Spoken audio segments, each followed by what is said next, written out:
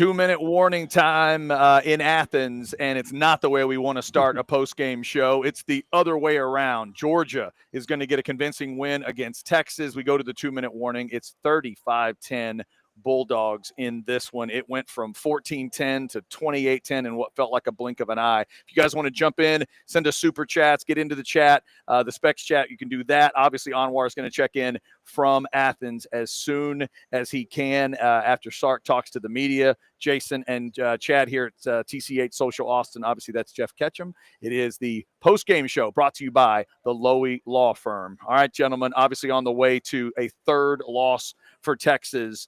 Ketch, you want to get us started on this one? 35-10 at this point. Clearly, it's going to be a third loss, and it's going to be a decisive one. What'd you think? These are easy to talk about. Texas was outplayed and outcoached and out everything in this game. I don't know that there's an element of the game, whether it's offense, defense, special teams, quarterback, running back, wide receiver. You can go player for player, position by position. This is what it looks like when you lose by 25 on the road. And quite honestly, I thought the first half could have been worse. I thought Texas kind of got out of Dodge okay at 14-3. I think it says a lot about the makeup of both of these programs. Sark likes to talk about his culture, but for the second year in a row, when he's played these guys, first in Austin and now in Athens, in the third quarter, the offense, after playing poorly for the first 2.5 quarters, just like a year ago in Austin, they get the game down to a one-score game. And to Georgia's credit, they responded with a back-breaking drive. They go for it on fourth down a couple of times. They play with a level of urgency that Texas doesn't match. By the time Texas gets the ball back on offense after closing the game to 4, it's an 18-point game and the game is over. Georgia put their foot down and went full throttle, and Texas doesn't have that gear. Not against a team like Georgia, not against a team like Ohio State, not in the biggest of games that Steve Sarkisian has coached in. And I think the real alarming thing about the season or the game tonight, fellas, is that it was a bad day for Texas football. At Angry Hammer, we see your $50 super chat. We will get to that after we get some opening thoughts out of the way. Don't want to discourage people from sending 50 or more on the super chats. Texas was okay losing today in a world where things went well, and I think their playoffs chances were still pretty solid. Everything about today went exactly the way I think Texas probably didn't need it to go. First and foremost, what happened in Tuscaloosa, I think, is a backbreaker for Texas. I think Oklahoma sitting at 8-2, but poised to win out and go 10-2 puts Texas in a really bad spot at best at being 9-3. And I think we also in the next couple of weeks need to have a realistic conversation about whether or not this team has what it takes to beat Texas A&M. Getting your ass kicked by 25 in November and then asking the committee to do you a solid by overlooking the fact that one of your losses was against Ohio State and one of your losses was to a bad Florida team. It's a bad day, guys. Today did an incredibly enormous lot to this team's and this program's chances of making the playoffs and hitting the minimum level for what measures as a successful season in year 5 under Steve Sarkisian. And, I think this team's much more – Jason, this team is closer to just being bang average than it is this all season long of really being anything close to an elite football team. And I just think they kind of got their pants pulled down and their bottoms spanked a little bit tonight. This is what it looks like when you're pretending to be Georgia and you're not quite there yet. Texas nowhere near good enough to beat Georgia tonight. Yeah, I don't think that I've had Texas in, I think 5 is the highest I've had them ranked in my SEC power rankings, like from pretty much the beginning of the season. And, we just kept thinking, okay, this switch is flipping. It has, and I think this team is what it is at this point.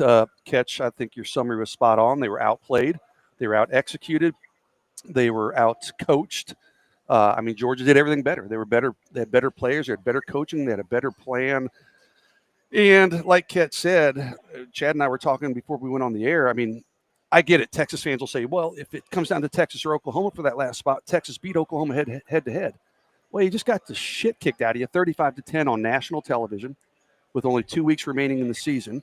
Oklahoma, meanwhile, goes on the road at Alabama. They went on the road at Tennessee and got wins. What's happening now matters. And this is just a devastating loss for Texas with their college football playoff hopes. And I don't know what needs to happen, Chad. I haven't even processed that, but I know a lot is going to need to happen. And that includes a win over Texas A&M, which is going to be awfully tough. And then you're still going to need a lot of help. Yeah, in terms of the Oklahoma thing, if it's about those two teams, you're going to need Oklahoma to eat another loss. Which could happen. Hey, that's a team that could lose. Yeah, Missouri, LSU, I get that. But, yeah, you're going to need that because the committee's going to look at those two teams and say they're not comparable because one's got 2 losses, one's got 3. But then Texas has 2 really bad losses. Right. What now. if it's a what if it's a BYU team with 2 losses, both to Texas Tech? Okay, then does Texas have the argument, hey, we should get in over BYU? Well, today may have changed that argument. Yeah, that's true. You're going to need to have it's going to be really interesting to figure out what you would need as Texas to try to get into this thing. Texas needed a team to fall out of the playoff mix. They needed an Oregon to lose. They needed Michigan. Everything that they needed today. What they didn't need was Oklahoma putting 1 foot into the playoffs because they've got 2 very winnable games to end the season.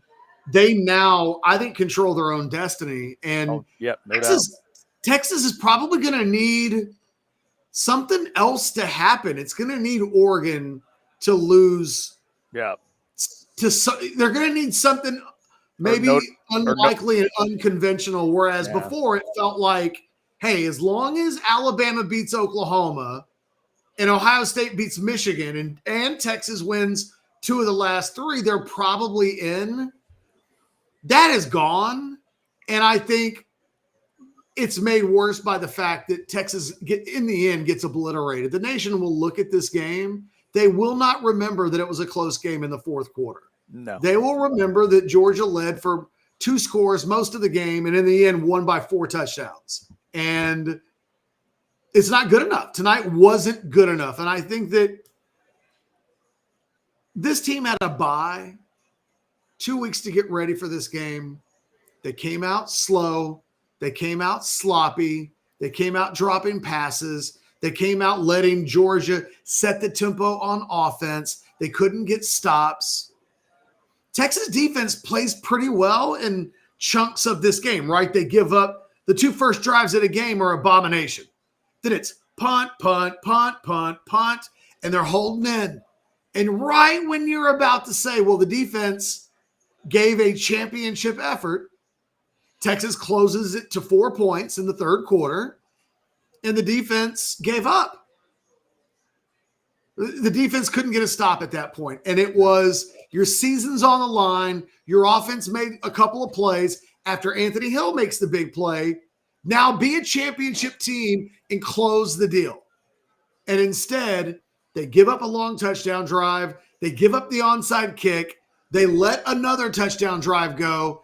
It's 28-10, and Arch Manning's like, wait a minute. I just got this thing to 14-10, and I think we're at a point now also, and I hate to just put the tone of the post-game show into like a blender of negativity, but they lost by 25. So what are we doing, right? We got to get to a point where we have a conversation about this Texas football team, and certainly on the offensive side of the ball. Who is the assistant coach whose position group is having the best season? Because I don't know who's a nomination. Let alone on offense, like seriously, I don't even know who I'd nominate. I can't even give you a name to discuss.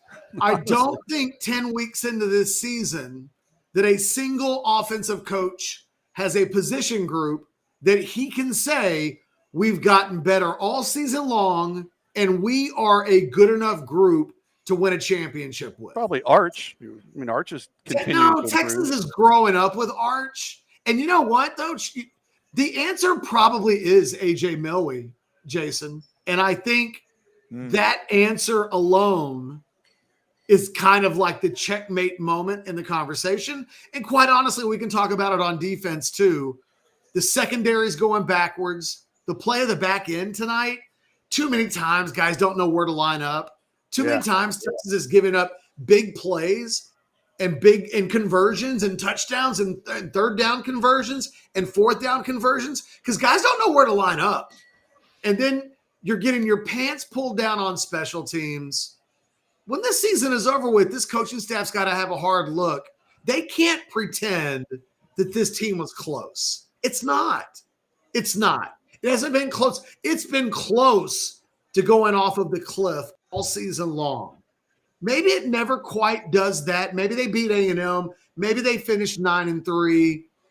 But this team is really close to this season being a complete wash away at a time when A&M, Oklahoma, and Texas Tech are all poised to make the playoffs. And this coaching staff will have just done an abysmal job with this team.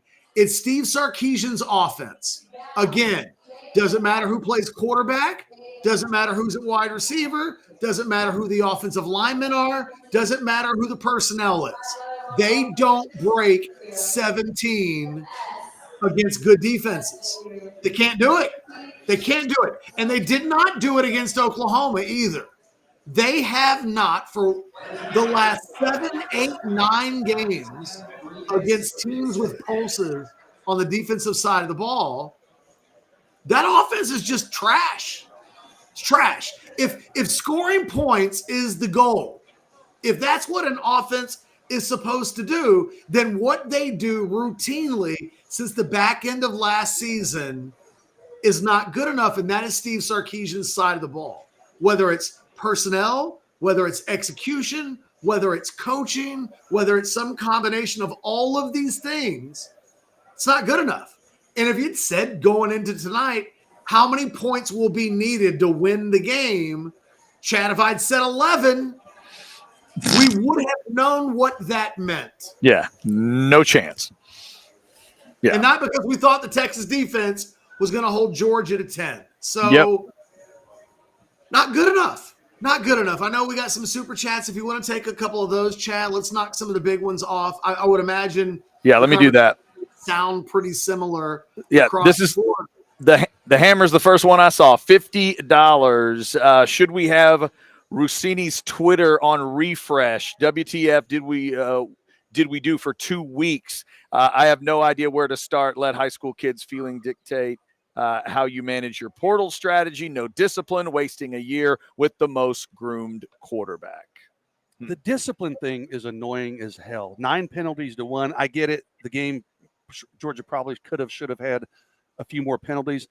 But, I mean, some of those holds that Texas had catch, I mean, they couldn't have been more obvious. Like, I mean, they're grabbing guys and tugging their jersey out in open spaces. That's the kind of replay you play at like the referee Christmas party like, hey, to laugh at. 101. Yeah, exactly. Right? Those are party. brutal. You don't even do that to teach. You do that as like a joke among them. Those obvious. Colin Simmons, wonderful player, obviously, but 4th and 5, he jumps off sides. It's like, it's maddening that this is still happening every freaking week.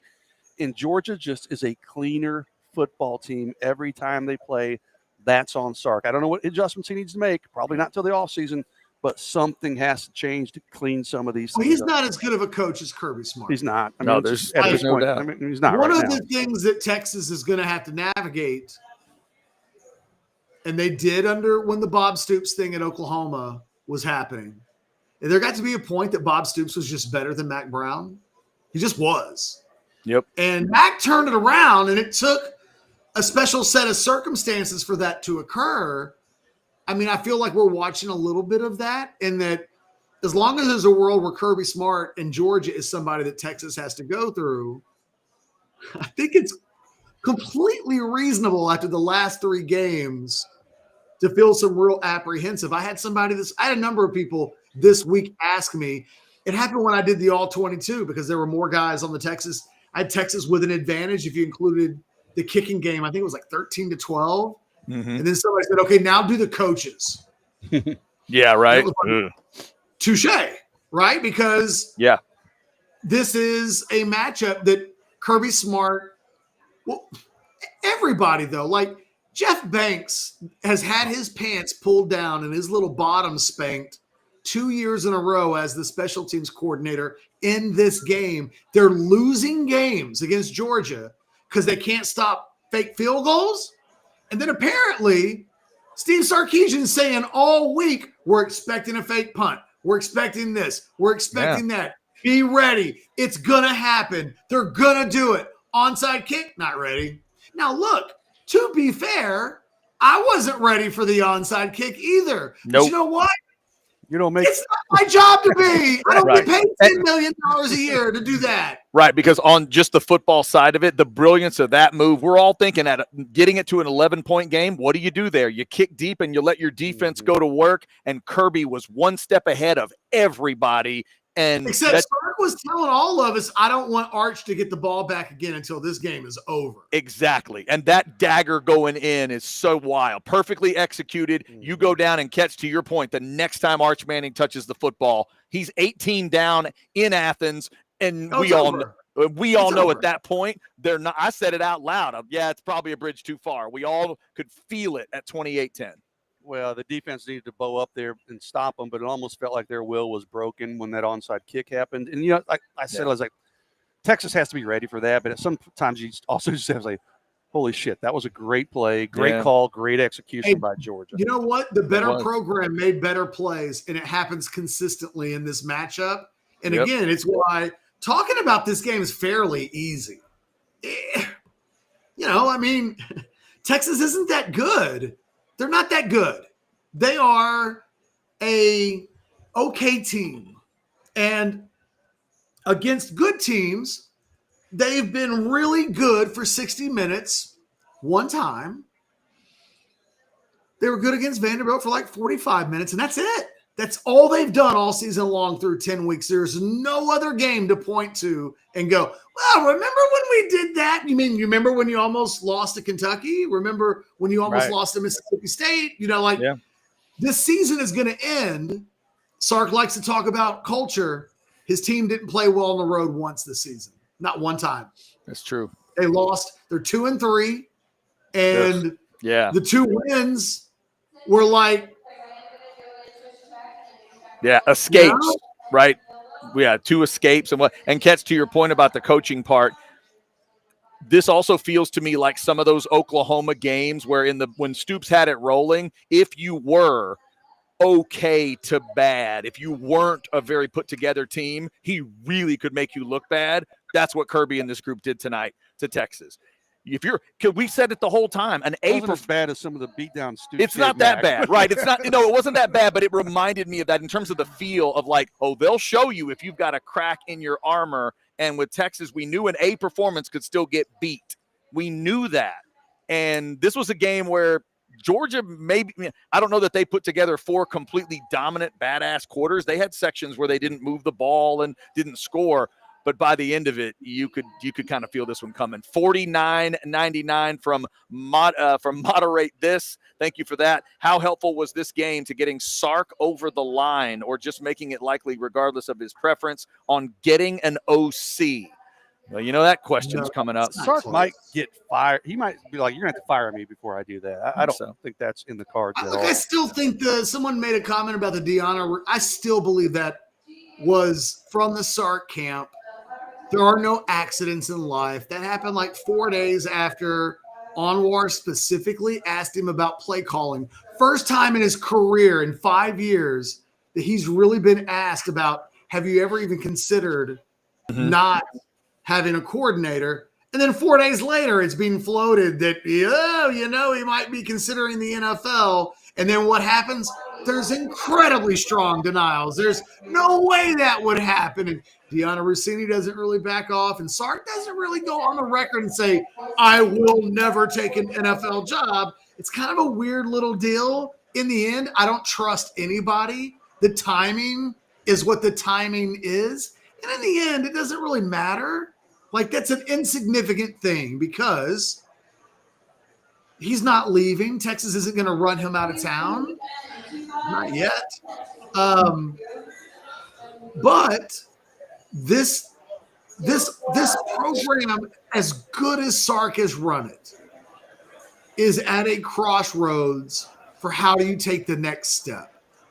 And look, it's more unlikely than not that they're not going to make the playoffs now. They have, I think, put themselves in a really tough position. They will need some things to go in favor of them in ways that, quite frankly, the last couple of weeks at Karma Gods haven't completely delivered to them. Yeah, you might even know if they deserve it. Like, I don't know. Yeah. Honestly, if this team even beats A&M, I don't know that I really feel like, oh, they deserve to be. Maybe they would. Maybe at that point you'd look at the resume and go, not going anywhere if they get in. Let's be honest. But and maybe you need a win that would swing the thought the other way from tonight. Do they need to not just beat the Aggies, but maybe give the committee something to think about on the positive side? Like, does it need to look a certain way? Yeah, it's probably got to be a pretty substantial win. But I mean, can I bitch about one thing? Sure. Tonight needs to be the last time that anybody who's a fan at Texas ever tells me that Trey Wisner and anybody ever tells me that the running game is fine or nice or is one player away, like that Derek Cooper shows up and fixes all of this. This position, the running back position, it goes along with all of the other things that I talked about. Which position coach? Let me tell you what it feels like to me tonight. It feels like Sark needed to go to the portal and get some playmakers, as has discussed ad nauseum. But B, feels like they ran out of Tom Herman running backs and tight ends. Wow. No more time. Hey, Jeff Banks, that's your handpicked group. Yeah. They go to 12 personnel, and it feels like Texas is playing 9 versus 11 on a lot of downs. I literally can't tell who should be on the field at all. So what does Texas do? They just rotate 2 at a time until eventually, if you bang your head into the wall enough, or you miss enough blocks in space, or you don't get open, or you don't do anything in the passing game. Like, I don't know. I just know that, like, tonight just not good enough. And what it did is it shone a spotlight on a lot of areas that Texas this season isn't good enough in. And it actually goes to the defensive side of the ball a little bit too. Like, I don't know what they do this offseason, but God help them if Manny Muhammad doesn't come back, because it doesn't feel like they have an outside corner other than Malik Muhammad that they trust to play 3 or 4 snaps in a row. They benched Jalen Gilbo. They put in Cade Phillips. Cade Phillips is getting whoever the TV commentators talked about this. Whoever was on the opposite side of Muhammad, they kind of picked on. Yeah. Malik Muhammad may go to the NFL draft, and I literally do not think this team has a cornerback that's worthy of being on the field right now other than Malik Muhammad. The rest of these guys are barbecue chicken. And Dwayne Aquino, what has happened to the secondary? What has happened to these cornerbacks? How has Dwayne Aquino been given a roster full of 5 stars, super blue chips? Yeah. And these guys are getting worse as the season goes along. We thought at the end of the Vanderbilt game, and I see the Onwars popped in. I'll just say this and move on. Or am I crazy? Was that not? No, that was not Onward. Jason's logged in to deal with super chats. I don't believe that was Onward. I'm back in. Yeah. We thought, well, when Michael Taff and Jelani McDonald are back, that the tackling and the confusion and the lining up correctly and the execution would fix itself. It didn't. And I'll be honest with you, Texas A&M looks like a bad matchup to Texas to me right now, because a little bit like Georgia, A&M can score some points. And there is nothing about this secondary right now that has me thinking, you know what? They need a whole helping of Craver and Concepcion. Those guys are better than the guys that Georgia has by a lot. And it felt like Georgia whenever they needed to. And props to Gunnar Stockton. He's better than I gave him credit for last year. He was really good tonight. But it gets harder. It gets harder. A&M, I think, presents a lot of the same challenges that gave Texas problems tonight. And I don't know, man. If you ask me tonight, I don't think Texas beats Texas A&M when they play in a couple of weeks. Not based on what we've seen in 10 games. A&M's a better football team than Texas. I don't think they're light years better than Texas. But if Texas had fallen behind 30-3 at home today, Texas isn't coming back and winning that game. They're not. They're not. They're not built to be great this season. Sarkisian thought they were built to be great. He thought he had built a championship team. I don't know where they're championship good anywhere other than Colin Simmons, Anthony Hill, and maybe a couple of guys in the secondary, but certainly not that unit. I mean, nobody played. Not even Colin Simmons was. It's funny by Colin Simmons's enormous standards, and when he wasn't being held and dragged to the ground. But he had that sack on the first play of the game, and in the end, that was like the only big play he really made. Texas needed its playmakers to do more tonight. Michael Taft, invisible. Jelani McDonald, invisible. Ryan Wingo making plays in a way almost before it's too late. I thought everything about Ryan Wingo was on display tonight. The reason why you think he can be a number one receiver was on display. And the reason why on a championship team he can't be your number one receiver was on display tonight. You throw him the ball, and at its absolute best, it feels 65-35 that he's going to catch the ball. Whether it hits him in the hands, hits him in the numbers, it's flying over his head. Like, he's capable of making the spectacular, but he's also on 3rd and 5 capable of dropping a ball that gets you off the field. And yeah, Texas needs better players. They need better players everywhere. Or this team's not going anywhere next year. They've got to get better at running back. They've got to get better at wide receiver. Arch has got to get better at quarterback. They've got to get better at tight end. They've got to figure out how to manage this offensive line because the entire interior that played tonight is gone. They've got to find a way to get better at cornerback. Tonight, they look like a team that needs to go get 3 corners because they don't look like they trust Kobe Black. They don't look like they really trust Grayson Littleton on the perimeter. They don't look like they trust Cade Phillips completely. Like, I don't know. I thought Jalen Gilbo lost his job tonight.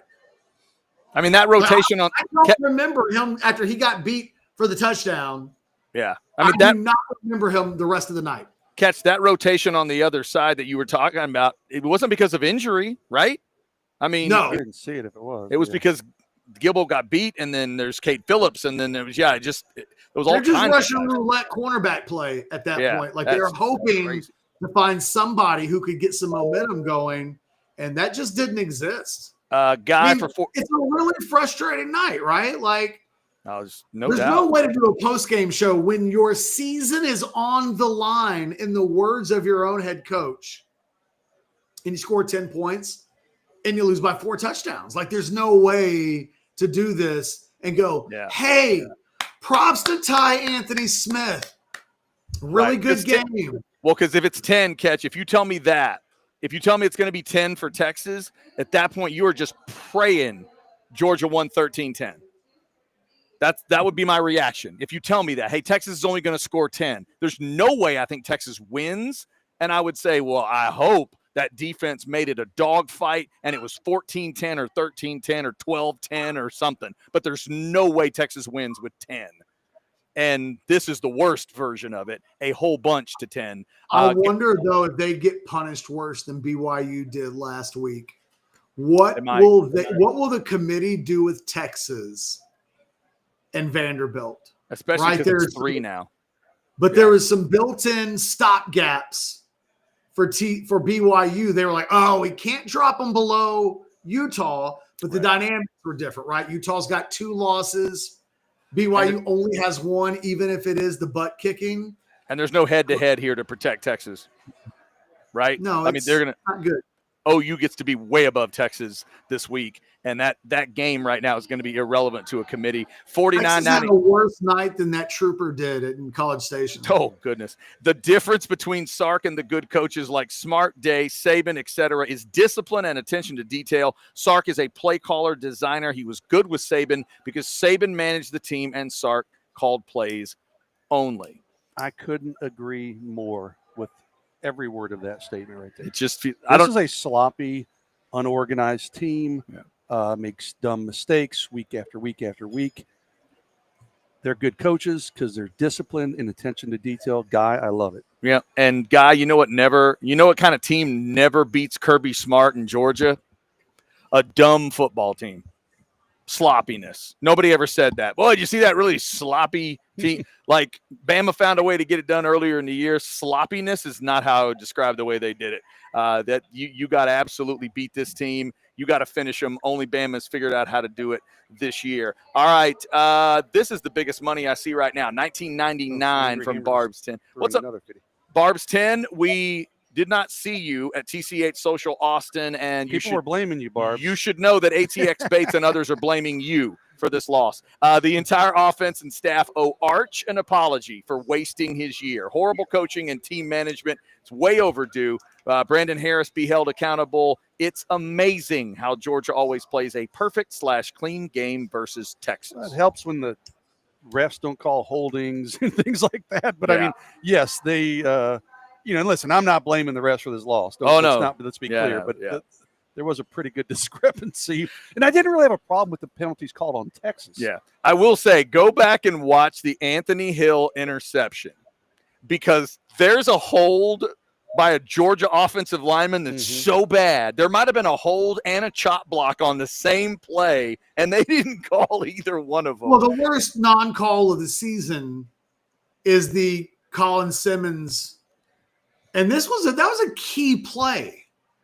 That if that hold gets called, it's 2nd and 20. I don't know that they get a touchdown on that opening drive. Now, maybe they would have. They were throwing the ball very well, no matter what they did. Stockton goes 24 of 29, so maybe it wouldn't have made a difference. But Colin Simmons gets off the ball so well that the Georgia offensive lineman can do nothing but grab him around the neck and haul him down in front of the back judge and the referee, and it didn't get called. And it was like, okay. And the thing is, what's funny is Texas had some holding calls later on throughout the game, and every time it was a holding call. But every time it wasn't as bad as the holding calls they weren't calling. That just doesn't feel good when you're on the road there. 50 from Angry Hammer. We're the last 2 years the outlier, and we're the last 2 years the outlier, and are we reverting to Sark's mean? Oh goodness, what does Sark need to do to prove to you he is a championship level coach? It's a fair question because, like Ket said, if they don't really upgrade this roster at a number of positions, is 2026 going to be much different than what we've seen this year? Yeah. Well, I mean, back to our discussion this week, guys. Ketch, you pulled out the numbers this week and dug into it. Is it really about that top 5 thing that now goes to 1-7? Is it going to be that number is going to need to start changing before you believe it? I think it will for a lot of Texas fans. Isn't that the one? The thing that we can't bake into this yet is we don't know really. Like, there's going to need some time to marinate on the reality of what this season may become. But Sark is trying to sell like, hey, 9-3 is not a bad season. Yeah, it is. It is. We said it before the season started. You got to go 10-2. You got to win 2 out of 3. Or at least, you got to win at least 1 out of 3 of the big road games this year. And then the Florida game ended up not even being as big of a road game as we thought it was before the season started. But we knew Can't go 0 for 3 in those games, or you're in a little bit of a pickle. What we didn't know back in July, when we knew that, was that OU, A&M, and Texas Tech. I mean, two of those teams might be legitimate national championship contenders. I don't think Oklahoma is, but I respect the hell out of what that team has done the last 2 times they've gone on the road. They muck up games. They weren't better than Tennessee. They're not better than Alabama, but they won those games. Yeah. Because and they showed more championship medal than Texas has at any point this season, certainly on the road. And they did it today without R. Mason Thomas, fellas. Like when I found out number 32 wasn't playing for OU today, I really forgot about that game. Honestly, I thought, Bama's going to win that one by 10 plus.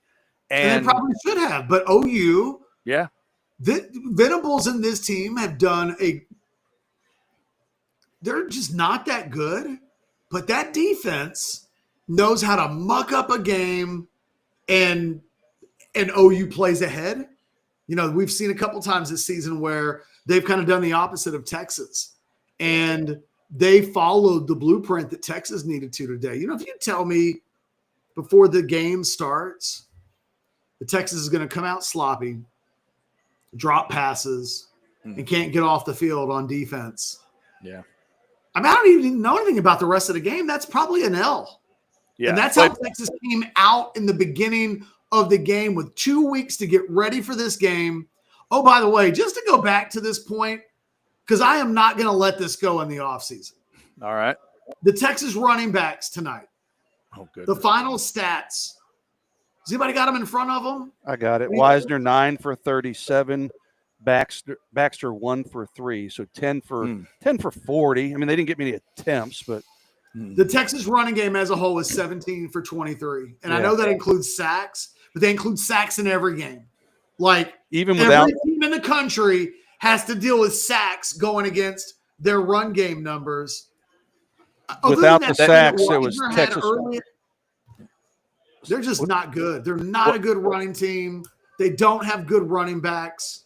I don't know why C.J. Baxter plays. Well, think about this. Think about this number, Catch. 3.7 yards a carry for Georgia. That's livable. If I tell you that that's where they're going to end up, I was like, okay, well, Texas has a chance to be in that ball game. But to do that on the other side, I mean, it's just 1.4 a carry, 23 yards as a team. And that was only 4 yards. You can't blame that on sack yardage because Texas only had 4 yards in sack yardage. So, right. I mean, they did a good job. The 128 doesn't look great. I admit that. I get you. But it was 35 carries, 128, 3.7. You tell me that. I'm not telling you Texas wins the thing. Frazier ran for 4.8 and 4.5 yards per carry. Yeah, that's true. You don't love that. And I definitely you cannot let the other team outrush you 2-1 in carries. Yeah, and you certainly can't let Gunnar Stockton be the best running back of the day for Georgia. He's got the best average. Like in the end, Frazier had more yards. Yeah, more yards. But I'm saying that the best average goes to Stockton. That's even with the 2 sacks. You can't do that. But no, it's a good point, Catch. Those two guys are lifeless. I can't figure out why Trey Wisner looked like kind of a weapon in Dallas, and the rest of the time he just looks He just looks like he's out there. And Baxter, I don't even know how to talk about Baxter. I'm sure Sark does, but I don't. Patrick, $20. Is it time to have a conversation about changes? Sark hasn't been able to get it done in big games. What needs to change? Not saying Sark, but there needs to be changes made if this program wants to win a national championship. Let me throw it out to you guys because he's been discussed, Catch throughout Banks, because he is special teams and because he is also tight ends. And neither of that seems good right now.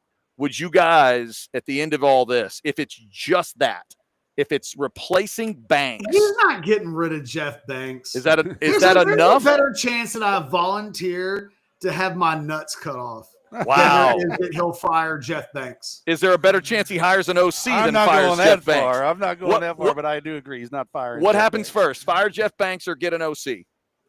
He's not doing either. He'll quit. Exactly. He will really? Quit. He will resign before he's forced into making changes. He doesn't believe in those changes, Chad. He believes.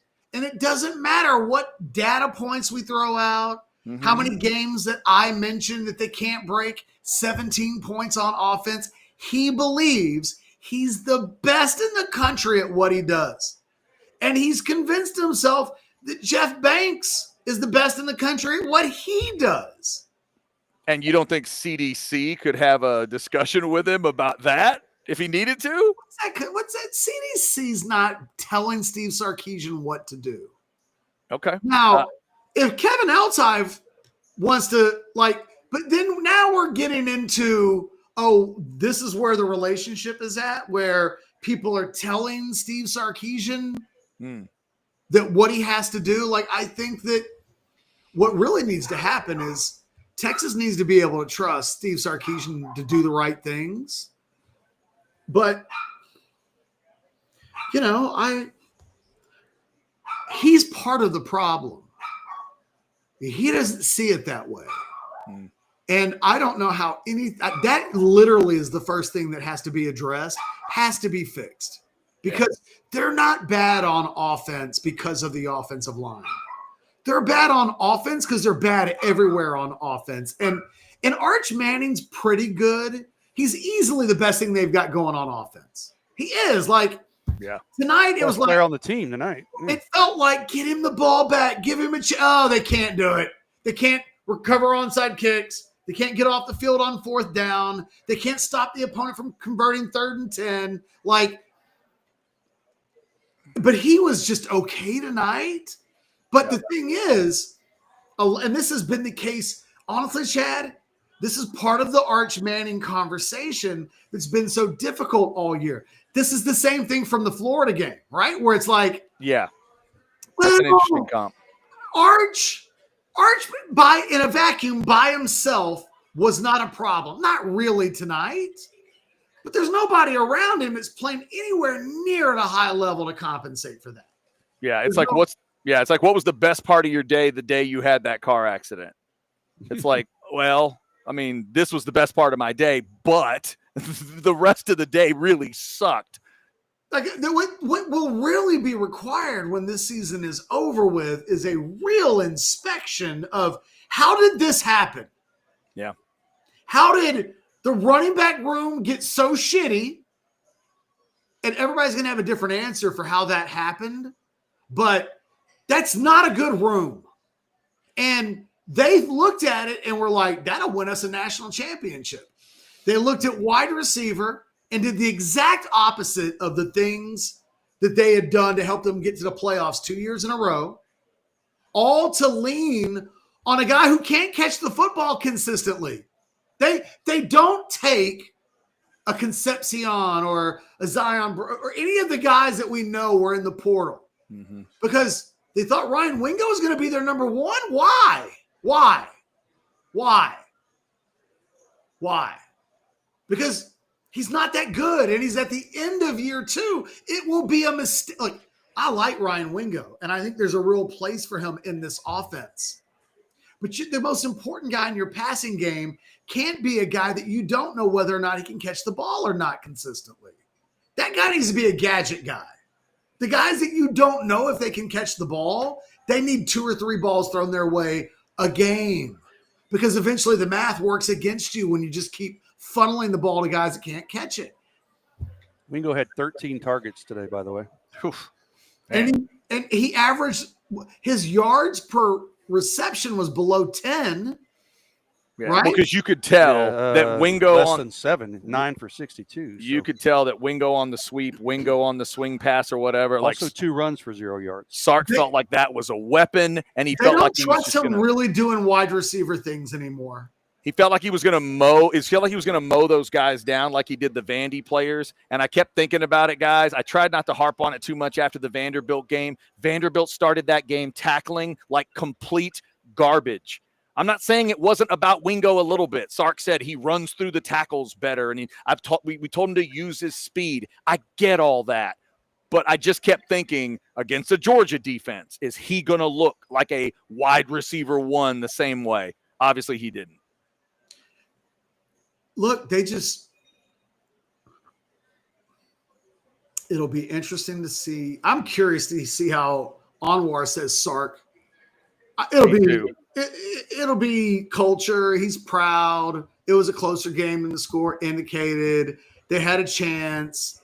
We know what Sark will say. Right. And he's got to play the "we're still alive" for stuff, right? I guess like we've got to put an argument together with the committee, and I don't know. Like, does he go there? I mean, he has to. He can't lose this team.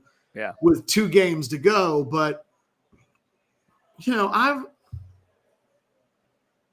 think the most frustrating thing for me, knowing that I let myself believe that enchiladas mattered more than like being disciplined or well coached or have enough good players.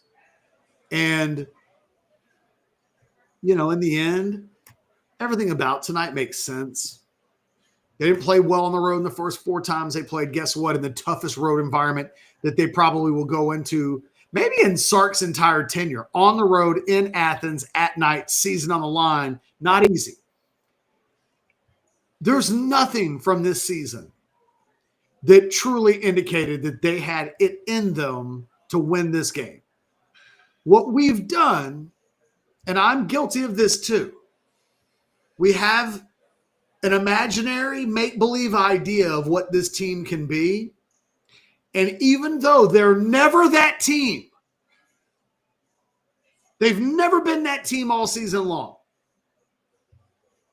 we keep falling into the land of the definition of insanity. We keep expecting, and in this case, in the most difficult of environments possible, we expected this team to have an out-of-body experience and play at a level that they just have not shown themselves capable of this season. That's embarrassing. I'd like to think that I'm smarter and better than that. It's just a reminder. Confirmation bias is the best drug. It is the one that can convince you of all kinds of things that not even heroin and crack can convince you of. There are crackheads walking around right now scratching themselves saying, I could have told you Sark would fold up against Kirby Smart. Me? I'm like, oh, they're due. Yeah. Catch, enchiladas. You do know what I think every time I'm in a Mexican food place and I look over and I see someone killing a plate of enchiladas. Discipline. Discipline. That's what that takes. I've had more discipline than the Texas football team has. You have. I believe Anwar is just about ready to join us no here. Enchiladas next week. I'm telling you that right now. Yeah, let me get this $20 one, and then we'll get to Anwar. Will CDC sit down with Sark with facts about his offense, or is that mentality too NFL-ish? The press certainly hasn't pressed him. Somebody somewhere needs to demand a little accountability. I want it to work with Sark. Well, that's not fair. I mean, literally, we were about to bring Anwar Richardson on, and just 2 weeks ago, Anwar asked him about this very thing, and then 5 days later, there were reports that he was looking at the NFL, and nevertheless, the question has been asked. Yeah, no doubt. All right, y'all want to bring Anwar in? It's going to be asked in the future and in the offseason. I just don't know that the answer is ever going to change. Yeah, I think that's fair. Let's bring Anwar Richardson in from Athens, Georgia. Texas falls 35-10. Anwar, what was that press event like tonight? It was about 8 to 9 minutes of just kind of direct answers, direct questions, direct answers. None of it fun, none of it good stuff at this moment. Sark was short a couple of times, so some questions he didn't like. Someone asked him about the run game and maybe abandoning it too closely or too short. And Sark's response was he goes he said they didn't have enough opportunities to run the ball, and that was pretty much it. And he was another one he didn't necessarily. Someone asked him something else. I forget what it was. I'll get to it in a second. I would say overall, he described it as a frustrating loss. He felt like they played good for 3 quarters, and he said that on multiple occasions, that they played really, really good for 3 quarters, and that they didn't play good in the 4th quarter. And that ends up being the frustrating thing for them. He tells us what the score was heading into the 4th quarter. And then next thing you know, it's 14-10, and then next thing you know, it's 21-0. Someone asked him about the CFP. That was the other thing he was asked about. Does it feel like that hurts their CFP chances? And he just said it's a 2-game season. That's all they're worried about right now. So he didn't really want to address that. And I'm sure you guys have talked about that. We can get into that, a little bit more. But then, he talked just about the bevy of events that happened to start the fourth quarter, that they were able to kind of put that thing, out of reach. He just felt like, I'm trying to go through some of my other notes here. He talked about them jumping off sides, the onside kick, all these things. I'm confused on Huh? I'm confused. I'm looking at one of your tweets, and you said that he said they were prepared to play. Yeah. But they were jumping off sides and like not getting off the field and not executing. And so what does it look like when they actually are prepared to play? He goes, that must be an amazing thing to witness. He goes, it's frustrating because you feel like you're prepared to play. And I really did. I felt like our players were really engaged, ready to go. I thought our staff was, everybody was. He goes, like I said, it's a 14-10 game against a really good team on the road. Let's go play in the fourth quarter. And then he said, like, it was frustrating and disappointing and things like that. But he felt like overall they were prepared. Which, like you said, Catch, as I'm battling back and forth with someone on our board right now, they're like, well, don't quote your sources. I'm like, well, should I never quote Sark? Because he's the guy. He's also saying, like, they're prepared and they felt like they were good to go. And so I guess I can never quote the coach or players or anything like that at this moment. So,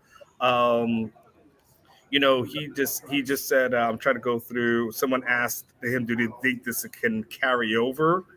And he said he doesn't think they'll carry over. He feels like they have too much character in that locker room. They have good culture. That's a part of that. They have good leadership. So he's not concerned about that thing at all. He felt like they fought their tails off in the second half. And then of course Georgia just did their things. He kind of stayed focused more so on, we did really good for 3 quarters before the fourth quarter happened. To which I don't think I don't think he had many answers to that. Someone asked him about just coaching against Georgia in a challenge as that, and he just said, he said Kirby's a good coach. They're a really well coached team, and of course we know that they've lost to them. This is the 3rd straight time, and 2 out of 3 of those losses were blowouts.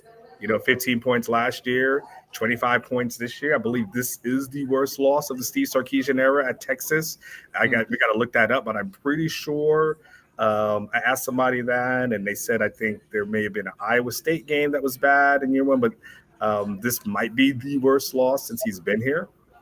And that's kind of, quite honestly, outside of him talking about some other things that I don't think is going to move your needle. That's kind of the gist of everything in, like I said, 8 to 9 minutes, which is basically like 6 questions or so.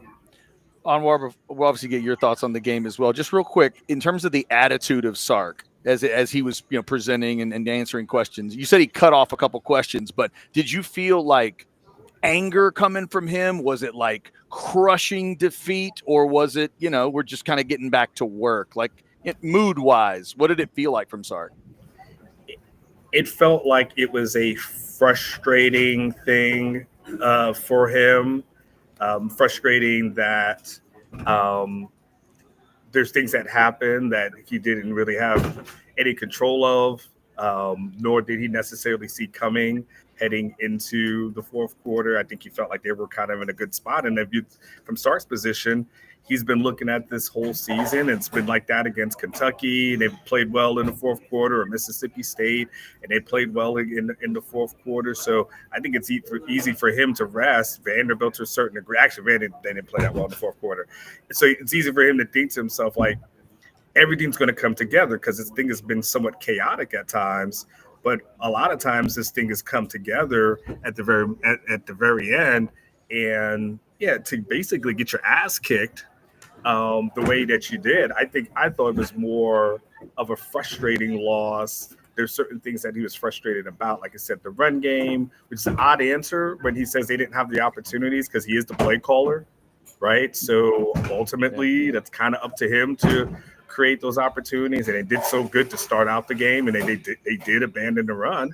Um, he did say he thought Arch played well, but he did thought that Arch did miss some passes. He did think Arch could have played a little bit better, but he did say overall. I think. Let me see if he used the word well or not. He said there was a couple of throws that he was high on. He thought the interception was a little high, but he made some throws. Wish they could have been better around him. And then as relates to Kirby, he just said, they're a great team. He's a good coach. They got good schemes in all three phases. They got really good players. He said, I always love the challenge of playing them. And I'm going to love the challenge the next time we get an opportunity to play them. And that's how and then that's how the press conference ended. So I would just say it's more frustration, understandably, more so than like anger. Gotcha. Yes, Catch. I'm just what did you think about tonight? Like, what's your takeaway? My take on the game or my take on the season? Wherever you want to go with it. Like, we're kind of in the two things are kind of going hand in hand, because one of the things that happens tonight is their playoff hits take a big blow. Suddenly they're not really in control of their destiny anymore. They do kind of go hand in hand. Yeah, so there's a couple of things. I would say as relates to the season itself, I hear you say like playoff hit, it takes a hit. I think it's damn near, it's pretty close to over for me. I mean, I think if you lose to Florida, you lose by 25 versus Georgia late in the season, right? Where the committee is really keeping an eye on everything, more so than anything now. Every little thing is going to count. They're 2-3 on the road this season. So that doesn't scream, wow, this has got to be a playoff team. And Arkansas, as I said last week, or earlier this week, Arkansas won't move the needle. I mean, unless they drop 100, it's not going to move the needle. And the way this team is played, more than likely, if they beat Arkansas, it's by 7 points or something like that, or 3 points, right? And then, they got to play against A&M, and we could play that game where you could say, well, A&M, they didn't look that great today, and it's like, okay, did you watch Texas play? Right. And you could do that thing where you're like, they didn't play well against this team, so therefore it's got to mean something for us. And it's like they're saying the same thing against you in a 35-10 game. Right. A&M is licking their chops at that point. Right. So I think for me, it's more about just trying to finish off the season on a high note, try to win the next 2 games. If you can do that, then you can kind of give yourself that cushion, that I hate to say excuse, but maybe that thing that can pacify you, that makes you feel better about it. Go to a bowl game, get to 10, and then you can tell yourself, well, we should probably deserve to get there, right? I do think, though, there's another conversation to be had when you're asking me what I think, and you mentioned this before. It is certain things are a thing, and him not being able to beat Kirby Smart, that's a thing. He hasn't beat Kirby Smart. He hasn't beaten Ryan Day. He hasn't beaten Kalen DeBoer. Well, those are the elite coaches in this conference. And what's concerning to me is that 2 out of the 3 games against Georgia, you literally lost by double digits.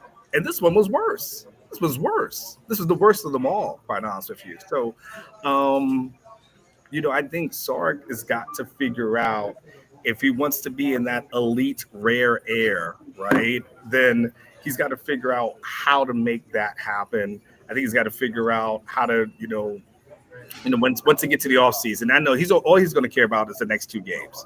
Fair enough, right? He can do that. I don't have to. I'm not on the coaching staff, so I can talk about whatever I want to. He's got to figure out how to get back to elite status and stay there. Like the good folks, the good ones, they're there year after year after year after year. And it's not like the two, we did it a couple of times and now we're back down to reality. Because shit, this team finishes 8-4.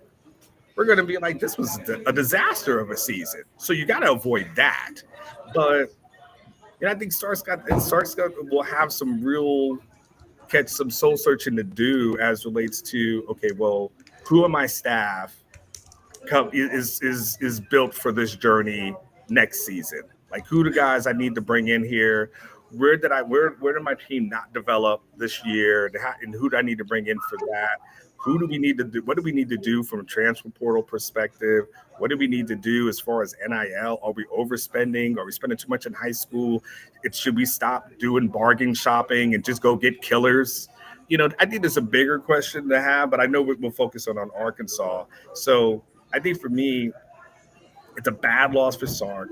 It's one of the worst. It's a season that this is not what we expected. And if we start going and looking for consolation prizes, we're lying to ourselves. This was a team that was ranked number 1 in the country going in. And this was a team that we expected to at least get back to the semifinals. That was the bar. So finishing 9-3, 8-4 is not going to be that bar. And, Sark he's going to have to figure out how to get through the next 2 games and really make sure, you don't record more losses to make the bleeding even worse. All right, guys, y'all want to grab some super chats here? Let's see. Actually, just a couple here real quick from the beginning where people are throwing some money. Thank you, Daniel, for $9.99, and also Oscar, I believe it was, yes, for $19.99. Thank you guys for that. Let's see. Was there anything down here at the bottom? Maybe a little more. Just some $10 here. JC, I'm done with this team until they get rid of Sark. He's never going to win a national championship. Can't win big games. Horrible offensive court. Good grief, JC. Come on now. Thank you. You're going to be done with this team for like a few years if that's the case. Because Sark's not going anywhere. Right. $9.99 from Heath. Do we feel like it's safe to say that Sark is mirroring James Franklin? Oh boy. In big games, all I know is that tonight wasn't Arch's fault. Wide receivers literally left him out to dry in the entire first half. I feel like Sark was more critical than Arch than I am. I thought Arch was really, really good tonight. He just didn't get any help from the guys around him. The interception was a bad throw. That's really the only one I can remember. And even on that play, there was pass interference. He was, or a hold at least. Yeah. Yeah. Because he threw the ball high doesn't mean that DeAndre Moore wasn't grabbed and held. That's the only really ball that I can think of that was bad, right? At one point you turn to me and say at one point you turn to me and you say he's got 4 incompletions, and they were all 4 hit guys in the hands. The easy drop for Wingo, the tough one for Wingo that I wouldn't call a drop. That was a hard angle to catch a ball. The drop from Washington and the drop from who's the other one?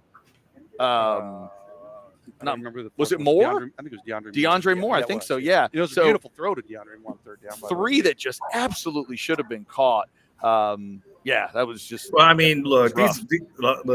these receivers have been on the struggle bus for most of this season, and those guys have not really. There've been a performance here or there where you said to yourself, "Wow, that was really good," and then outside of that, there hasn't been an elite guy. There hasn't not the way they thought it was going to be. Because they thought, man, we don't need that many guys in the portal because we already got dudes. At the end of the day, the receivers they haven't lived up to their expectations. And today was a bad performance. That was definitely, I don't know if it was one of the worst, but the drops are ridiculous at this point. Yeah, it is hard to win in the SEC. It's hard to certainly win the SEC championship if you don't have a wide receiver 1 and you don't have a running back 1. Yeah, and you commit penalties. And I know we can talk about the lack of penalties on Georgia, but all throughout the season, Texas has just committed one bad penalty after another. That's not a Georgia thing. That's been all year long. Yeah, it's fair. All right, we'll roll through some super chats here. $5. Texas was clearly the better team. Georgia got away with 10 plus holding penalties and 5 to 7 defensive pass interferences that were not called. Wow. I don't know if I'm going to say Texas is clearly the better team. I do agree there were some penalties that should have been called on Georgia, but Texas wasn't the better team in any I mean, there's better in what area? Exactly. Yeah. Not a it single wasn't one. Was it better, defensively? This is a team over the last 3 games. As much as we talked about this defense, if you look at the last 3 games, Mississippi State, Vanderbilt, Georgia, this team is giving up an average, I think, of 35, 36 points a game on defense right about now. So, this is it's been one of those things that the defense kind of carried his team for most of the part of the season, and now we're getting towards the end of it, and the defense is just getting real leaky. And even Sark talked about that. I asked him about that, and he said one of the problems with the defense right now is that they're not stopping guys in the red zone. He's like, we're not just holding guys to field goals at this moment. Guys, they're scoring, and you're just not going to win a lot of games like that where guys are getting down in the red zone and converting. And so I wouldn't necessarily they were clearly a better team. I don't think they haven't been close to the better team in probably the last 3 matchups. Maybe the conference championship matchup if you want to factor in the missed field goals, but outside of that, no, that has not been true. That is a tough argument to make. Thank you for that super chat. They have in their last 3 games against Blake Shapen, Diego Pavia, and Gunnar Stockton allowed almost 1,000 yards passing and 11 touchdowns. Oh, jeez. That states it pretty clearly. Man. And we ain't talking about Heisman winners. Yeah. The defense, we thought, oh, well, Michael Taft is going to be back. Jelani McDonald's going to be back. Like, that's going to make a huge difference. And it's like, it didn't when it was all said and done. They weren't always on the field for some of those mistakes, but still. Yeah. Well, it's a great point, Anwar. The other thing is if we're going to talk about a team that suffers when Ryan Wingo doesn't act like a wide receiver 1, that play where Michael Taft lets the guy go right up that seam for the touchdown, boy, that's a rough moment. They brought him in motion and they crossed. Ooh. To me, it looked like Taft should have taken the guy. Yeah, unless I'm misreading what I saw on that play, that felt like 16's job, and he just. I was like, ooh, you don't see that very often. That no, Anwar, I want to ask you the question I asked the guys earlier. Okay. But I'll expand to the entire team. What assistant coach has a position group that's playing like they feel really good about?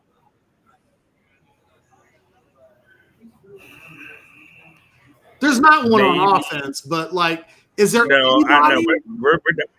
Is there an edge coach? Maybe Kenny Baker. Why? Because is he going to? We're giving coaching credit for Colin Simmons. Like that's why I'm asking. Yeah, take Colin Simmons and Anthony Hill out of the equation, right? Okay, well, then no. Then I can't think of one. To take the 2 freaks, it's like Greg Davis being like, "Well, I had Vince Young in the quarterback room. I was doing my thing." I mean, right? On some level, freaks are freaks. If we don't include any of the freaks. There's only a couple on this team. Like, I just don't know. Like, 10 games into this season, and I know Sarkisian's just talking, and it might not be an indication of Anwar what he really believes behind closed doors. Yeah. But my fear is that he does believe his own BS because he believed it in the offseason. And I don't know that when I see him, I see a coach that thinks he's the problem, that thinks his coaching staff is the problem, that thinks their sloppiness is a real problem. Like, I wonder when the season ends if his finger will be on the pulse of the change that needs to be made. Because if it's not, they will not take a lot of big steps in 2026. I think one of the things I mentioned earlier today that's kind of scary about the way this season is ending it feels like they've got a lot of work to do before they're the team that deserves to be spoken with in the tones that they were talked about in this offseason. It feels like they need a lot of help. And I wonder, they can't afford to do what they did last season, which is like, oh, we'll be good. We're good. We'll coach them up. Like, that hasn't worked anywhere. And now it feels like going into this next year, they need receivers, they need running backs. I don't know if they've got a tight end that can play, but they play 2 on every snap. They need 3 interior offensive guys. They might need 3 corners because this season is ending. And other than Manny Muhammad, Anwar, there's nobody that they are comfortable with at that outside corner. They're just rotating those guys and hoping. I think Cade Phillips is a true freshman. I wouldn't bury him just yet. I'm not burying him, but he's not good. And they can't bad. afford, I mean, he gave up the touchdown, but he was they cannot afford to do this thing that they did a year ago when they're like, we'll just get better, because that is not the way championship teams are built in college football. And I think my big fear for Texas that I didn't think 2 months ago is that there's just a lot more work to be done than I think Sark will ever acknowledge. Like they are piss poor in terms of offensive personnel. Piss poor. Take Manning out of the equation and Trevor Gooseby, and there's not another guy in the 9 that is good enough to start for a championship team. There's not a guy there that you look right now as a draftable commodity. But how much? I mean, like if get drafted. If the season ended, if everyone on this offense was eligible to get drafted at the end in 2026, you might only name a couple of guys on offense who you think would be drafted. None would be first round. Well, and I think that's the real problem, is that we've seen this team in the last couple of years go from they're a 4x1 at the combine kind of an offensive team. Yeah. At one point today, when Texas had no touchdowns on the board, Herb Street and Fowler started to talk about, Texas has gotten big at wide receiver. There's 6'3" here, and there's 6'2" here, and there's 6'1" here. And it's like, yeah, but they're 4'6" there, and they're 4'7" there. And they run like a 4.4 there if the guy ever gets a full load of steam. If they do this, if they come into this team this season, next year onward, with no additional speed, no additional firepower, this team won't win 10 games in the regular season. It is not, there's nothing about this offense. Shit, 10. They may not win 9. Well, they may not win. They may win 8 this year when it's all said and done. They're going to beat Arkansas. But that A&M game, for the first time all year, I think they're going to enter that game deservedly as an underdog. A&M all season long, even on a day like today when they were wretched in the first half, they still played better than even in the first half when they were down by 27. They left points on the board. I watched that A&M game and think, well, God, if they lose, we're going to look back at the first half and say they could have scored points here and they didn't. Could have scored points here and they didn't. It didn't even matter. Texas, I shudder to think about the way this fan base will handle 8-4, and all of its rivals and some of its pretend rivals are in the playoffs. And Texas fans will deep down, this is my big fear. Because once Texas fans get negative on a coach, it never changes. It will. Where Sark's got to be careful are these big game things, because it's what it really made Mac's job tough the last time we were in this situation. Onward, there just was a moment where it just felt like before Texas and Vince Young did it was a thing. It just felt like, oh well. The team that we have to go through is just better at us at head coach. And what are you going to do? Like, pray that you just don't ever face that guy again? I know it works for the Aggies. They don't ever play Georgia. But if you're Texas right now, you probably feel like we have got to find a way to go through Georgia. And, like, they feel further away tonight than they did at any point. They did just last year. Yeah. I think. And here's the other thing, Kat. Just building on what you're saying, the other thing too is that when you start talking about Texas fans, the one thing you don't want to do is to give them a bunch of hope and then let them down the following season. Tom Herman learned that one after the Sugar Bowl.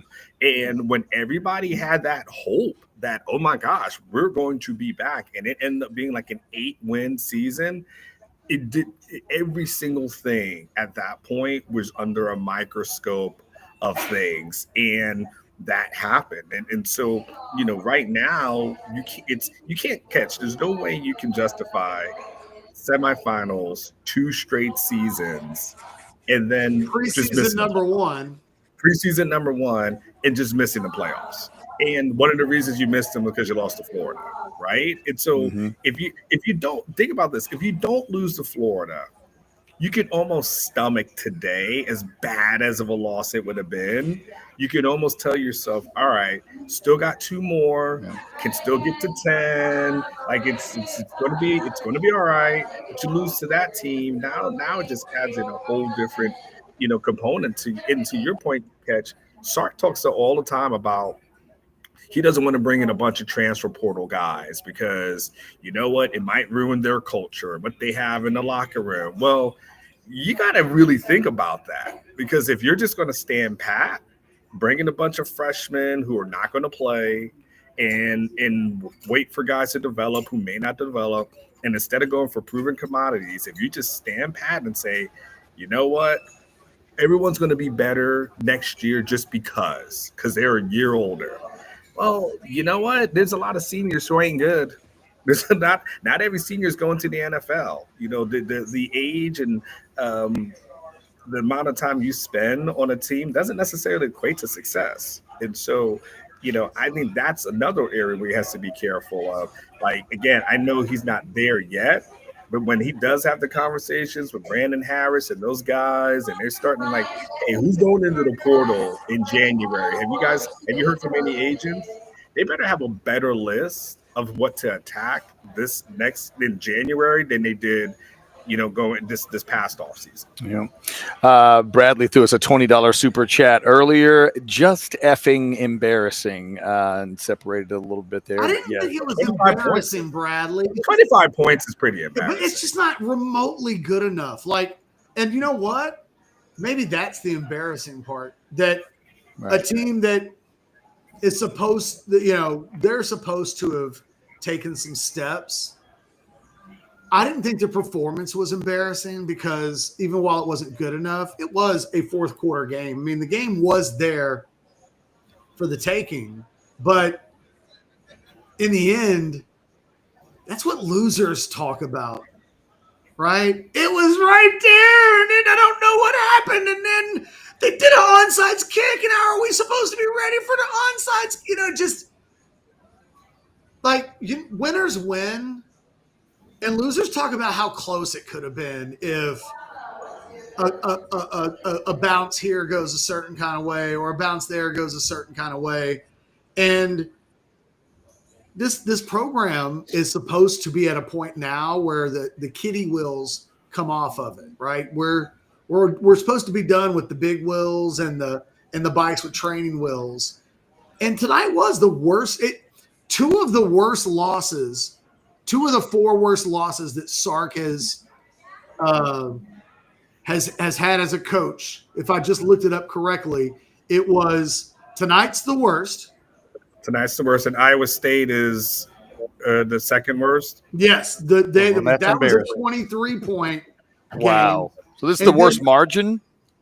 Yes. Wow. That's embarrassing. That's an embarrassing. I get it. That's why I was mentioning earlier that I was looking that up. The third worst is that Arkansas game in 2021. That was 9 or 11 or to frame how bad of a loss tonight is. Yeah. And then the fourth worst loss is the loss at home to Georgia a year ago. Sark's only in his almost 5 seasons has only lost by 2 or more touchdowns 4 times, but 2 of them are to Georgia very recently. And of course, they did lose to Ohio State by 14. So they've only lost 4 games by 15 or more in the Sark era. But tonight was the worst.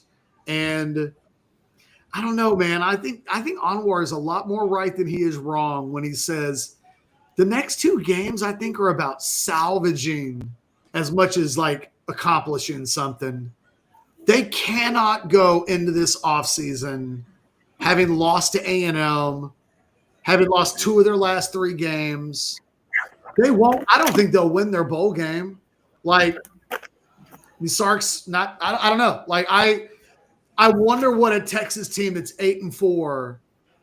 What are they playing for in a bowl game? And I mean, if you're Michael Taft, you skip that. You know, whatever you think your NFL chances are, you're just coming off of injury and surgery. You're done with that. Like you let those guys go fight that. Well, and fight. I'm kind of okay with that. Well, we saw that the last time Texas. Remember Bijan and Roshan didn't play. Like, oh yeah, I don't really have a problem in a meaningless bowl. And look, that's where we're at. Like, Texas is almost certainly at this point. It's more likely than not to be ended up going to a meaningless playoff game, and we are now. Playoff game or bowl game? Bowl game, sorry. Meaningless bowl game. We are now at a point where if you don't make the 12-team tournament, your season sucks. And there ain't nothing that Sark, honestly, the best thing he can do is lean into how bad it is. The worst thing he can do is try to spin to Texas fans that this season is something better than it is. The best thing that he can do is throw himself on the sword and say, my fault, and this can never happen again. Now, he doesn't even have to give specifics because most fans would never even hold his feet to the fire demanding that type of accountability. But don't try to like convince them that they just experienced a blowjob when really what happened was they got punched in the nuts. Like, they're not the two same things, even though, something happened to the same thing. It's not the same. Don't try to tell Texas fans that 9-3 and missing the playoffs when all the teams that are nearby are in. You can't be like, you know what the most underrated thing in college football is? 9-3. We were so close. Oh, if it wasn't for bad luck, stop. The best thing that Sark can do the rest of the way is do what he did in 2021. At the end of the season, call all of this shit out for what it is. Hey, I don't have a quarterback that I trust. There's about every position on the field he can say that about right now. I don't trust my running backs. Every player in this program needs to think their job in 2026 is open for grabs. There's no player on this team, certainly not on the offensive side of the ball, that deserves any kind of benefit of the doubt. If you are about to say, but Parker Livingston, no, stop. DeAndre Moore is not good enough. Parker Livingston's not – they're good players. They're not championship starters on a team trying to win a national championship. And if Texas doesn't figure that out internally, like if they can't have some real honest conversations about what the hell they're working with right now from a personnel standpoint, then next year could be Steve Sarkisian's last year in Austin. Like, if he goes 8-4, he can't go 9-3. Probably doesn't lose his job, right? But like, I don't know. We just saw, like we've seen in college football, they don't really let you have more than a bad year in a row before things get bad. And I don't know, man. Like, they're not there yet. Well, the schedule's tougher next year, Cash. No, I know. I mean, like this is for all intents and purposes, this is as easy as it will be because take care, guys. Drive safe. Oh, it gets much harder. But when you start talking about next year, of course you have the Arkansas and A&M and OU and stuff. But 2026, they still got Florida. We'll have a new coach. They'll have Ole Miss. They'll still have Mississippi State. They'll be at LSU, at Missouri, at Tennessee, right? So, and here's the deal. You can't base it off of what you're seeing in 2025. Yeah. Because you got to know whatever you think these teams are going to look like in 2026 is probably going to be the opposite. Like the teams that you think are going to suck probably going to end up being somewhat decent. and vice versa. So I mean, so you just everyone thought, oh, Florida might be a surprise team, right? And then that's not necessarily how it ended up working out. But Ole Miss, damn near is has one loss, right? So even to your point, when you've got to play Ole Miss next year, you got to play Florida, you got to play Mississippi State, LSU, Missouri, Tennessee.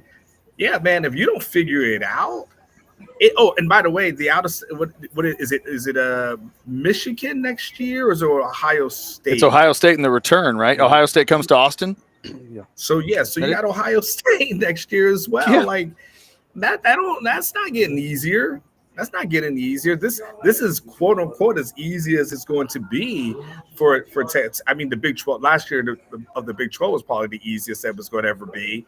Then an SEC thing, but now it gets the rubber really meets the road when you don't have Kentucky's and Mississippi. When you do have Mississippi State. So It's going to be interesting. It's going to be interesting. All right, Anwar, let's get one more super chat here, and then we can get you on your way on the post game. We'll clean up the rest of these super chats after that. 1999. By the way, Catch, do me a favor. Tilt that camera up a little bit so we can see the top of your head.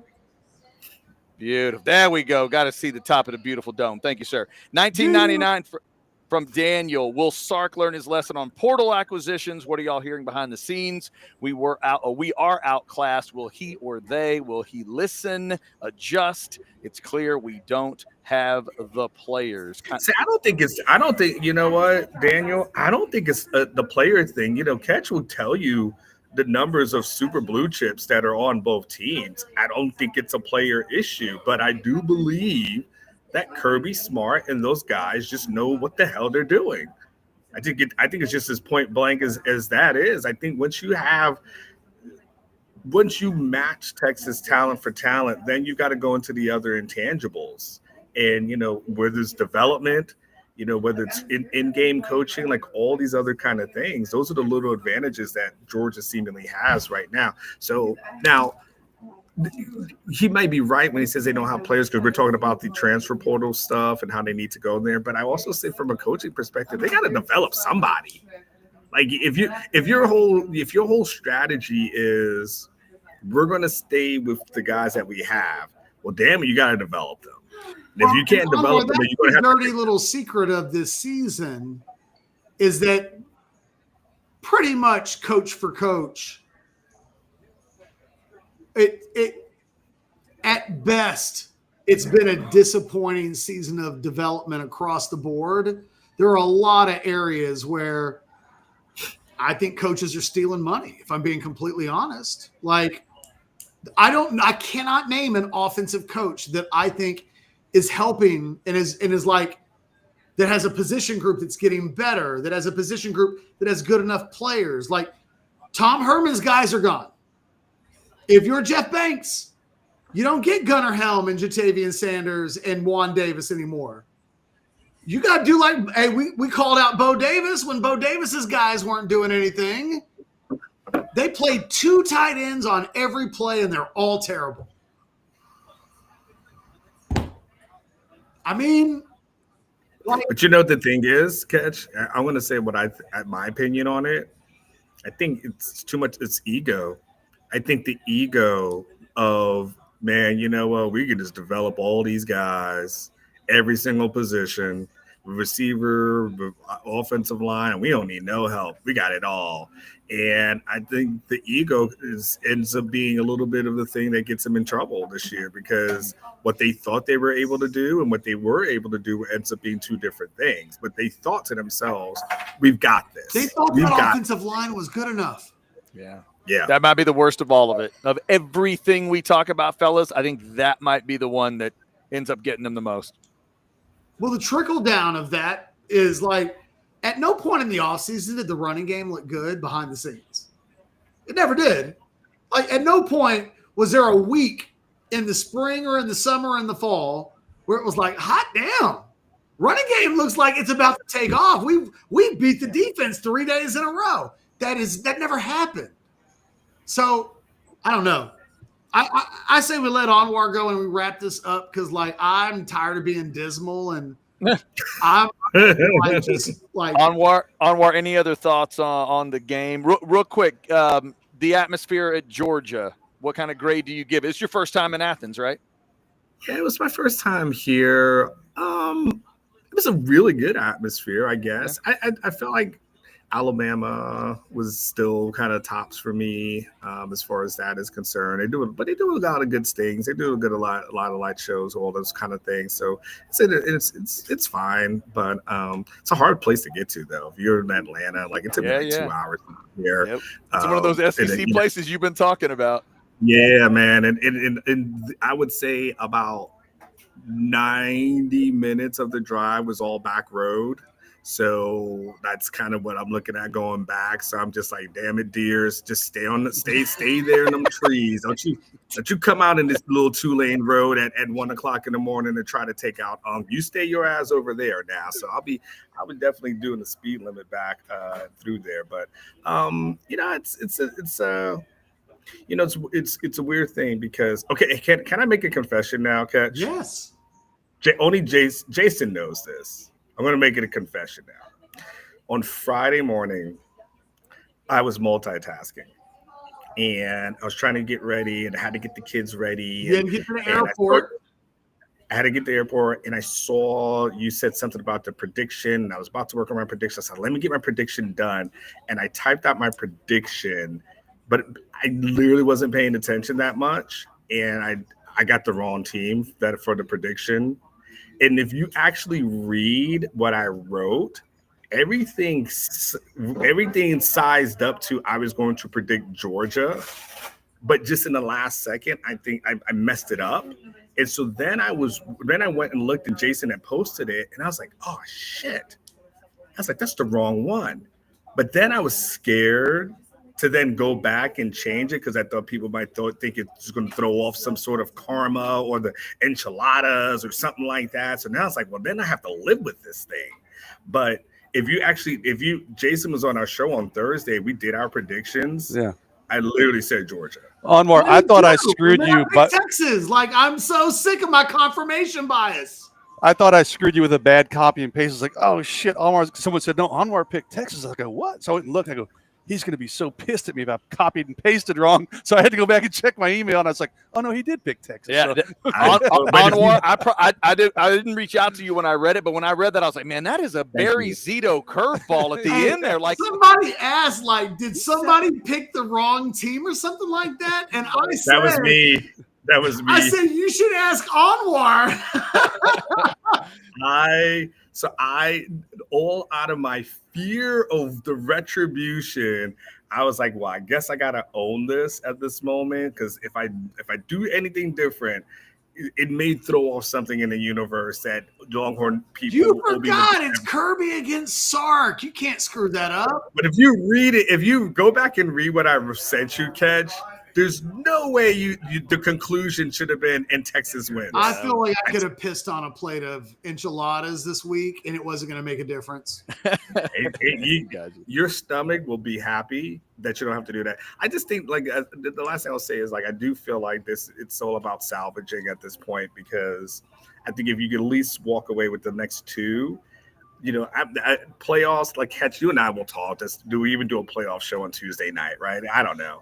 But at the end of the day, it's about salvaging what's there, because if they can at least salvage the next two, it makes certain things forgivable. But if you don't salvage the next two, then not only are you upset about the losses, but then you start looking at those close wins, and you look at those things differently. You look at Kentucky differently. You look at Mississippi State differently, and you just look and say, you know what? At the end of the day, this team is playing like the team that struggled against two non-conference opponents, to start off the season that didn't look good. And, and we'll go into this offseason, and Sark will go into this offseason probably with more heat on him, not hot seat, but just more heat on him, the acquisitions, to all that other kind of stuff. And people won't buy in as quickly, whether it's the spring, whether it's the things that happen in August, because they're going to say, okay, we want to see it. Like, we bought this hook, line, and sinker, number one team in the nation, Arch Manning. And I don't think Texas fans will buy it as readily. There'll be a few, of course. But, you're going to do that. And by the way, this very, very last thing is, if you got a team that's full of inexperience, man, just consider having a spring game. That's just my it's gonna be my beef. But you know what? Maybe a spring game could have told you, like, hey man, maybe we should go and attack a couple of areas because I really don't think we are where we need to be. Anyway, that's it. There it is. I got 2 hour drive back to Atlanta. Hey, be safe, Anwar, and we'll try to get those deer out of your way. I don't want to go out like this, but I'll see you guys on Monday. All right. That is Anwar Richardson live in Athens, Georgia. Texas falls to Georgia 35-10. We're going through some super chats. Thank you to Angry Hammer for throwing us another 20. How does he recruit elite quarterbacks going forward if he goes 9-3 next year with Arch? The story will be that he can't build a roster around a quarterback every team would have signed and players would line up to play with.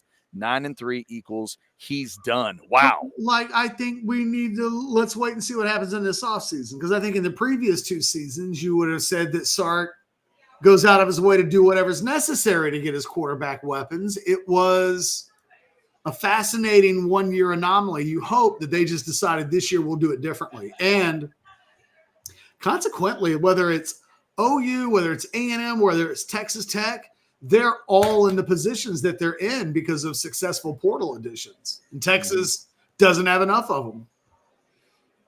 Yeah, that's a good point. I think the other thing to mention, and Anwar mentioned it, the other thing that they did this year that's different, 2 years ago, they signed 4 of the top 25 prospects in the portal window. I think people forget how highly thought of Trey Moore was, and Isaiah Bond was one of the top wide receivers in the country. And Matthew Golden was kind of an afterthought given, kind of everything else that was going on there. This year, they didn't sign a single top 50 prospect out of the portal, and they only signed 1 top 100 guy, and that was Jack Indries. So last year, Anwar used the word value shop. That's what they did in the portal. Last year in the portal, they tried to value buy. And what it has left them with was, on a night like tonight, not a single portal player they brought in last year made a difference. And maybe that's what you should expect if you only are going to go after pretty good players. Because as it turns out, and I know Jason will agree with this, pretty good players don't beat Georgia. Like, you got to have some great ones as well. And, if you're going to try to beat Georgia through the portal, you're going to have to get some pretty amazing. Like, look at what Georgia did. Look at, someone made the point, but look at all of those receivers that Georgia played with tonight. Yep.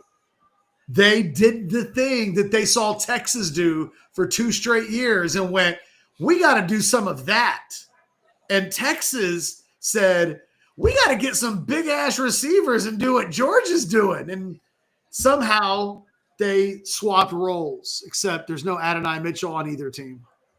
$9.99 from ATX Horns. Who do y'all think will be the biggest transfer out of Texas this offseason? I think CJ Baxter, name-wise, will be. CJ Baxter has to transfer. He can't come back. I saw 2 NFL draft lists that had him ranked top 7 for the NFL draft and running backs. Like, wow. Yeah, and I'm like, what? So okay. You got 1 carry out of him tonight for 3 yards. And he's a guy that you specifically stayed out of the portal for because you thought he was elite. Yeah. Heath says the scary thing is we keep saying 8-4, but what if it's bad enough where it ends at 7-5? Surely there would be repercussions for that, right? Heath's bringing up the idea, of course. I won't predict that, but it's not out of the question. Well, and Arkansas is a team that can score.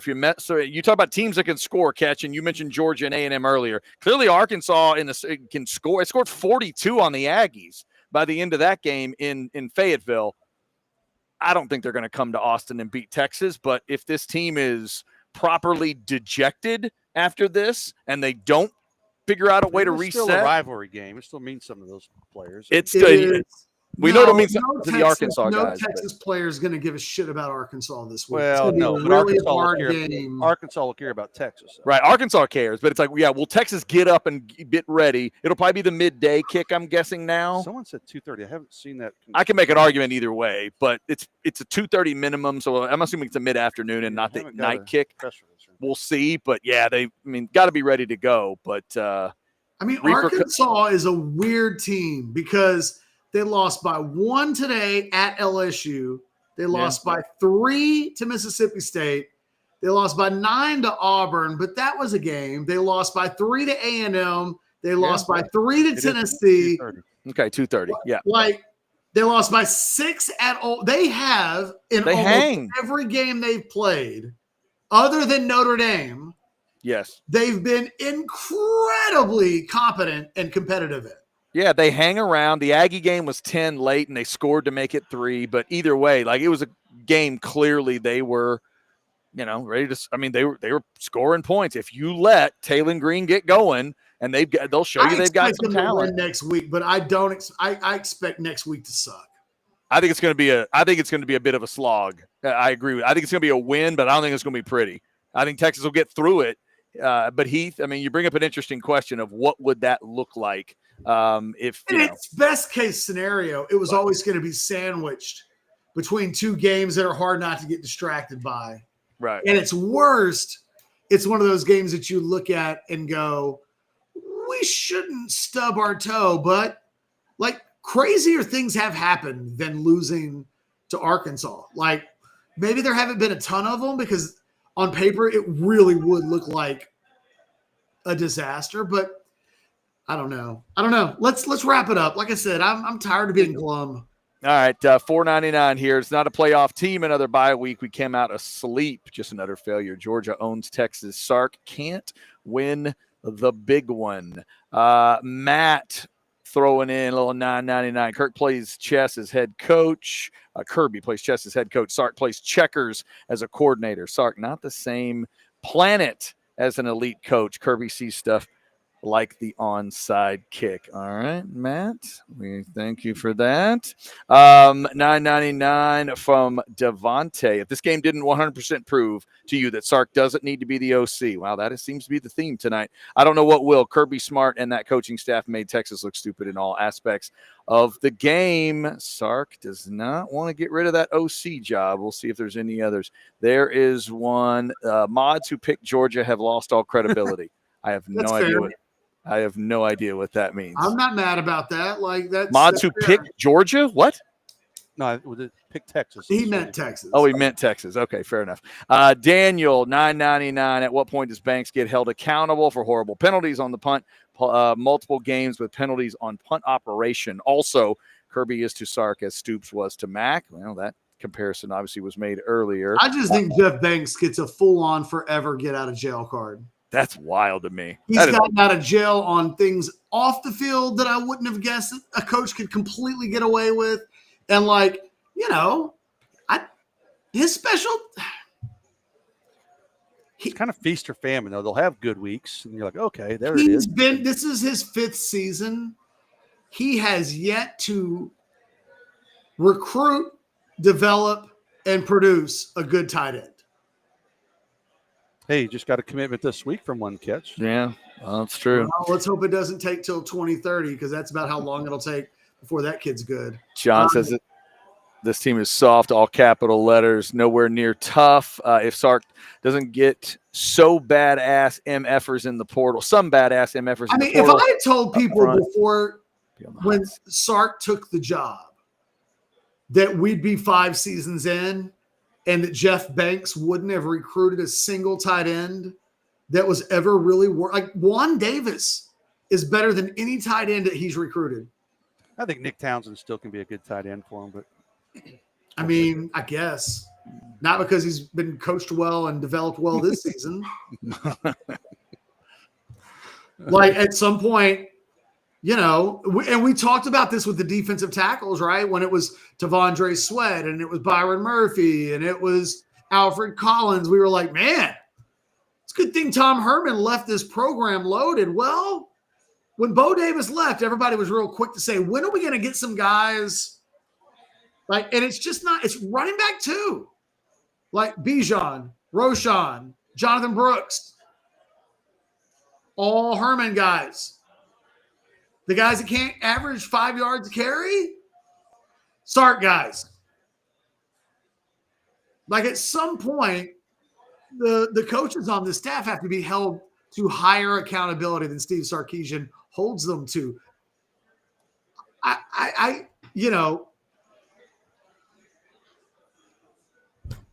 it's not good enough. I guess that's my final message on everything. It's not good enough. And I will say it again. I think Sark has to be really careful when this season's over with.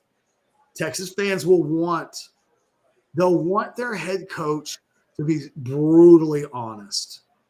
They can live with that. They can. What they can't live with is that whole thing I was talking about earlier. Don't try to convince me that I had a much better time on our date than I actually did. This season has been a punch in the dick all season long.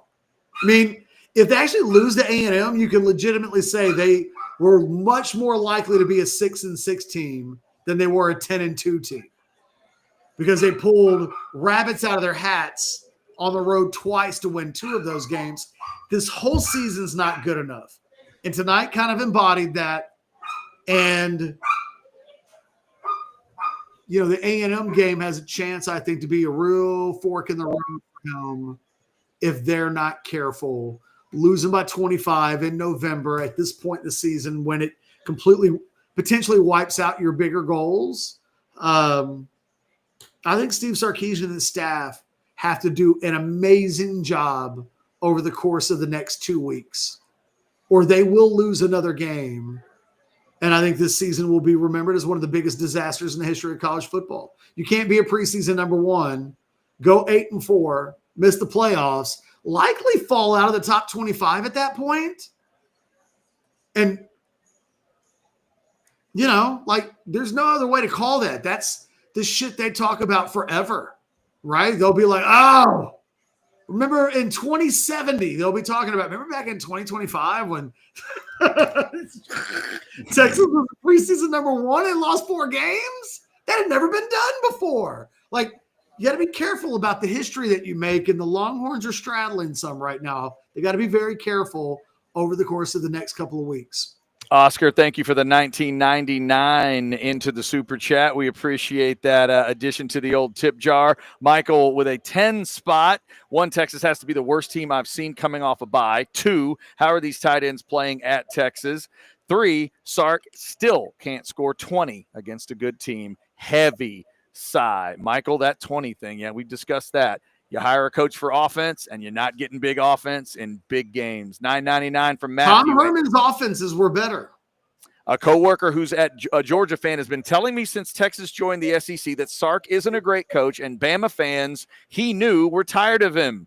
Getting hard to rebut the told yous. You know, the funny thing is, one of the best offenses I've seen. I'll say that 2020 group. Now, come on. Bama fans can't hate that. You know, the funny thing is, Tom Herman didn't want to be the offensive coordinator because he didn't think he could do all of the jobs needed to be the head coach and the play calling offensive coordinator. He didn't want to do it. And his offenses had been better than, and oh, by the way, he beat Georgia. And his offenses have been better, and he doesn't want the job.